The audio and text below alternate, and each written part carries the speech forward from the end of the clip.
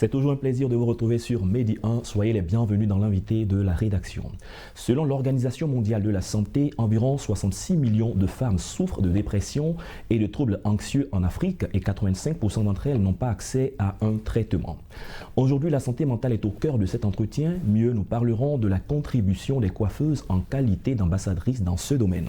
Et pour en parler, nous recevons Marie-Alix de Putter, elle est présidente de Blue Mind Foundation. Bienvenue, madame. Merci de me recevoir. Avec vous, nous allons parler d'une formation que vous initiez à l'endroit des coiffeuses ambassadrices de santé mentale. Parlons brièvement de Blue Mind Foundation.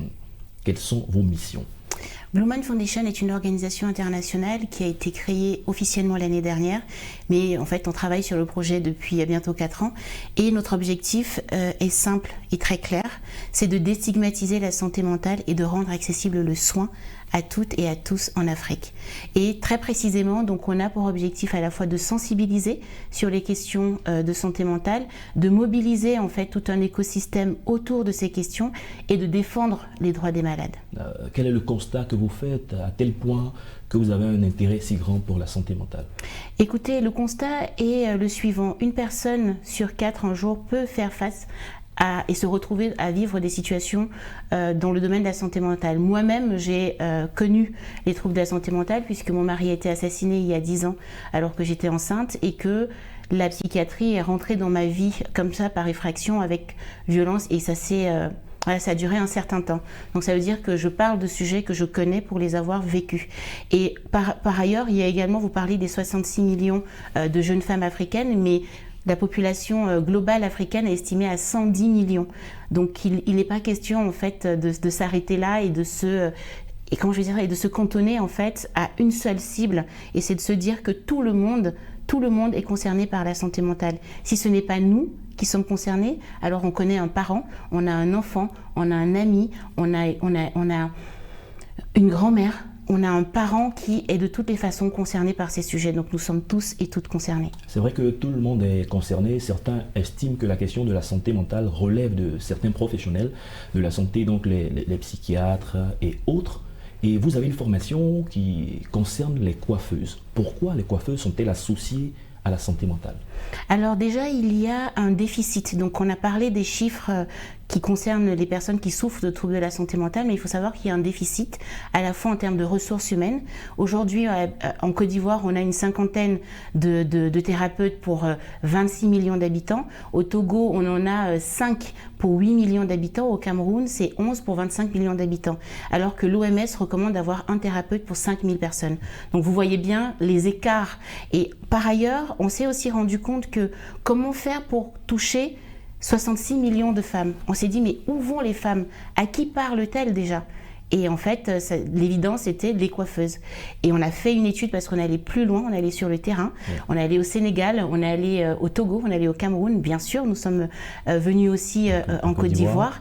Et les femmes nous ont confirmé qu'effectivement, elles se confient, elles partagent un bout de leur quotidien et de leur intimité à leurs coiffeuses, et les coiffeuses ont confirmé à la fois les confidences des femmes, mais également leur propre intérêt pour être formées dans ce domaine.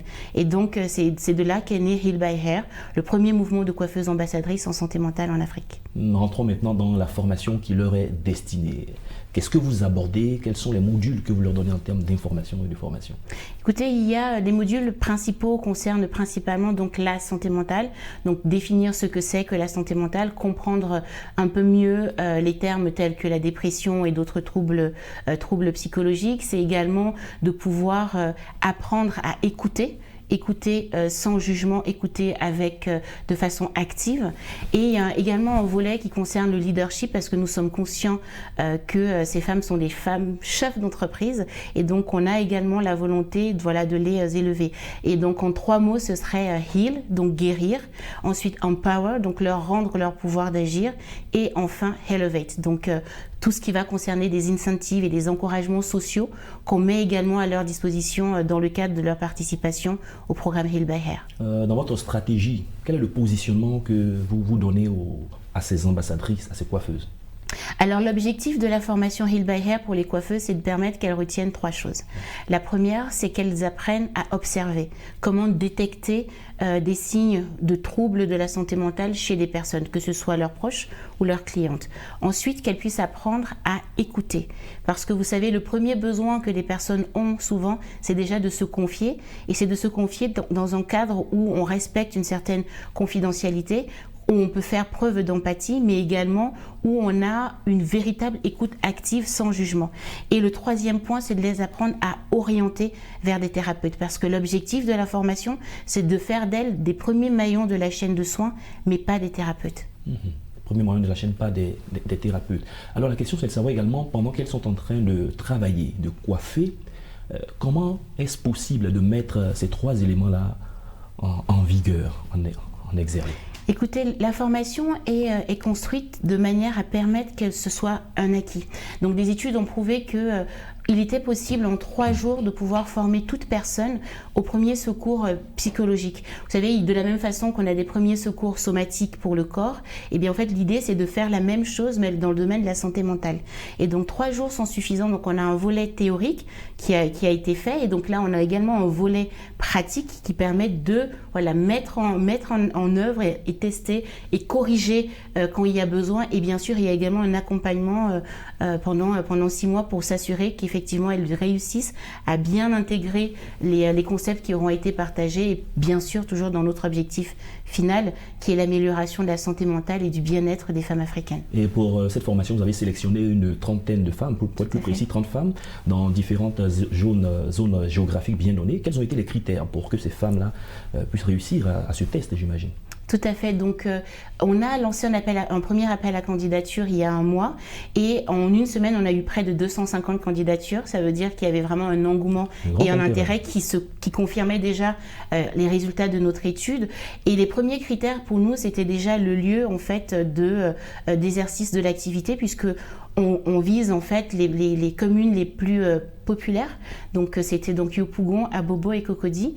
Ensuite, c'était la capacité en fait à faire preuve d'empathie dans les témoignages qu'elles partageaient. C'était également l'intérêt pour la santé mentale, la disponibilité aussi pour participer à la formation, et une capacité à se montrer elle-même vulnérable. Parce que si on est en mesure de partager quelque chose de soi, ça signifie qu'on est aussi en mesure de pouvoir mieux accueillir la vulnérabilité de l'autre. De l'expérience que vous avez et puis de toutes les formations que vous avez faites, quels sont les retours que vous avez quant aux facteurs qui sont liés à la santé mentale? Écoutez, les facteurs sont différents. Alors, on ne peut pas parler de facteurs pour la santé mentale de façon globale, puisqu'il existe plusieurs troubles de la santé mentale. On a les troubles de la dépression, les troubles du spectre de l'autisme. Enfin, il y a un ensemble de choses. Donc là, on va parler plus spécifiquement de la dépression. On peut se dire qu'il y a des signes qui nous permettent de voir, est-ce qu'il y a déjà une bonne connaissance de nous-mêmes. Donc, ça va être la qualité de notre sommeil, ça va être comment est-ce qu'on se nourrit, ça va être notre tissu relationnel, est-ce qu'on est isolé ou est-ce qu'on est plutôt accompagné, et notre vie communautaire, si je peux le dire ainsi. L'hygiène de vie, c'est également tout un ensemble, et même parfois ça peut aussi être des pensées de mort, parce que vous allez peut-être entendre quelqu'un qui va dire « je suis fatigué de cette vie » ou « je n'en peux plus ». Vous voyez, donc ça peut être des signaux comme ça qui nous permettent de nous dire attention, cette personne est peut-être dans une situation de fragilité émotionnelle sans qu'on ne parle déjà de troubles. Et c'est aussi important de dire ici que la santé mentale, c'est la santé, et que quand on parle de santé mentale, c'est pas forcément de maladie. Justement, prendre soin de sa santé mentale, c'est même avant d'être malade. C'est encore mieux de prévenir plutôt que de guérir. Toujours. Est-ce que les personnes qui souffrent de problèmes liés à la santé mentale en sont conscientes? Parlons par exemple de la dépression. Les personnes qui dépriment, est-ce qu'elles sont conscientes qu'elles vivent une telle situation? Alors en général, on peut être conscient de son mal-être sans savoir toujours le nommer. Parce que vous savez, on vit aussi dans des cultures où il y a tout un tabou qui entoure les questions de santé mentale. Donc on peut être conscient qu'on est plus triste que d'habitude. On peut être conscient que on n'a pas envie d'aller au travail, on n'a pas envie d'aller à l'école. Vous voyez, il y a un certain nombre de choses dont on se rend compte sans pouvoir toujours bien nommer. Donc on va par exemple dire je me sens stressée, ou on va dire je suis fatiguée. Donc on va donner d'autres types d'appellations, mais pour désigner en fait un état qui rentre dans les troubles de la dépression. Nous ne dirons pas plus que cela. Nous sommes à la fin de cette émission déjà. Marie-Alix de Putte, je rappelle que vous êtes présidente de Blue Mind Foundation. Merci d'avoir accepté de répondre à nos questions. Merci à vous pour votre accueil. Avec vous, nous avons parlé de formation de coiffeuse ambassadrice de la santé mentale. C'est la fin de cette émission. Merci à tous de l'avoir suivi. Excellente suite de nos programmes sur Medi 1.